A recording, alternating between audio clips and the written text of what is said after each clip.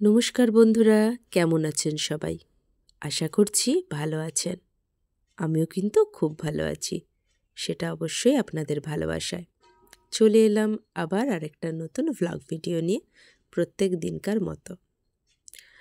এই যে আমার ছেলেকে দেখতে পেলেন, সকালবেলা উঠেই মুখটুক ধুয়ে সে চলে যাচ্ছে একটু রোদে দাঁড়াতে।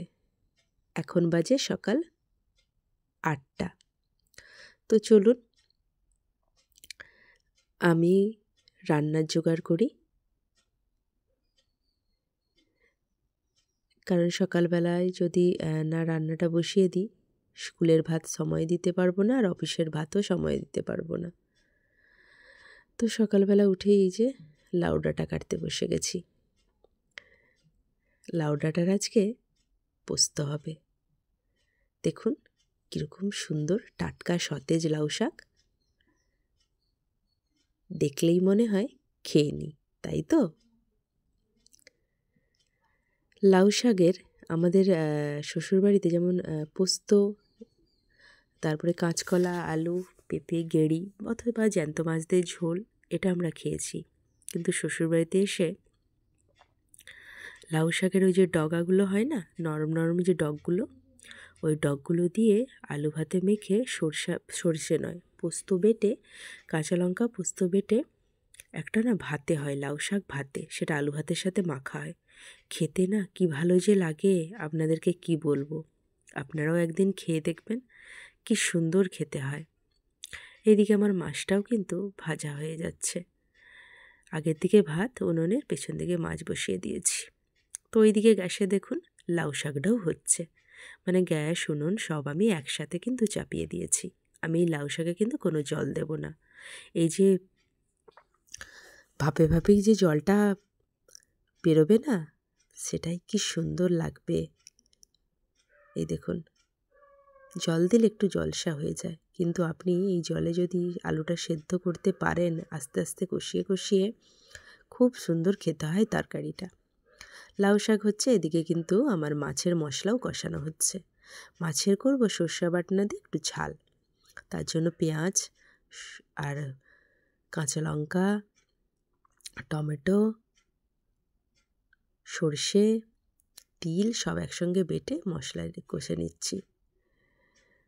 আর এই যে দেখুন, মাছগুলো পুরো পাঁপড় হয়ে গেছে। তো ওদিকে আবার ছেলে স্কুলের টাইম হয়ে গেছে, তো ছেলেকে তো খাওয়াতে হবে। তো এই যে ছেলে কি খাবে জানেন তো? কি খাচ্ছে দেখুন, শুকনো শুকনো লাগছে না? ডাল খাবে না। আজকে সে মাছের একটু ঝাল বান্না দিয়েই ভাতটা খাবে। তো ফোন দেখছিল, যেহেতু ভাত খাবে, ফোন দেখা তো যাবে না। ফোনটা রেখে তারপরে ভাতটা খাবে।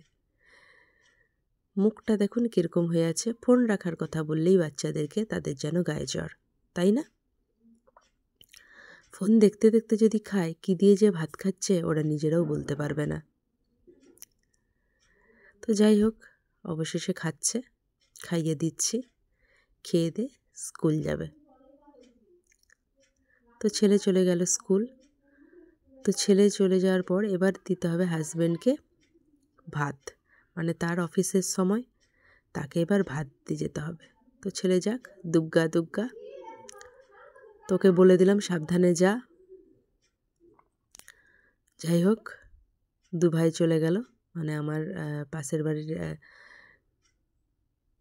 বাড়ির না, মানে কাকা শ্বশুরের ছেলের ছেলে আর কি। তো যাই হোক, ওইদিকে দেখুন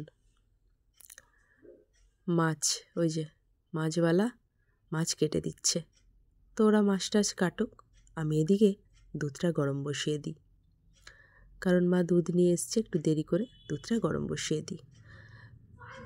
তো হাজব্যান্ড যাবে এবার অফিস। এই যে হাজব্যান্ড চলে গেলে আবার কত কাজ, কাচাকুচি করতে হবে। এখনও জানেন তো, আবার মাছ নিয়ে এসছে বাবা, আবার পুকুরেও মাছ ধরা হয়েছে।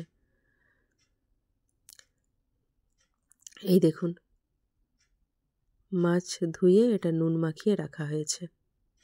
এই যে মাছ নিয়ে এসছে। আবার জানেন তো, পুকুরেও মাছ ধরা হয়েছে। মানে একটার পর একটা যেন আজকে কাজ আসতেই আছে।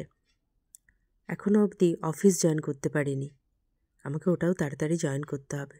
এই যে পুকুরের মাছ কাকু এক্ষুনি কেটে দিয়ে গেল, এই যে এগুলোকে এবার ধুয়ে নিতে হবে।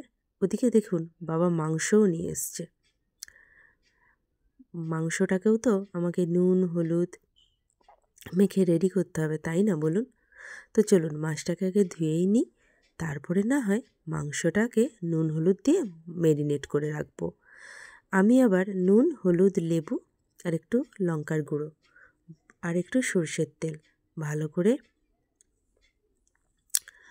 মেখে মাংসটাকে কিন্তু ম্যারিনেট করি।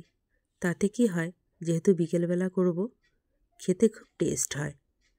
এই যে দেখুন মুরগির পা, এটা আবার আমার ছেলে খেতে খুব পছন্দ করে। আমি আগে ভালোবাসতাম জানেন তো, এখন যেন খেতে পারি না, কেন কি জানি একটা কীরকম হয়। সে যাই হোক, মাংসটাকে ধুয়ে ভালো করে নুন হলুদ মাখিয়ে নিই। ওদিকে আবার দেখুন মাছের ডিমও দিয়ে গেছে জানেন তো কাকু।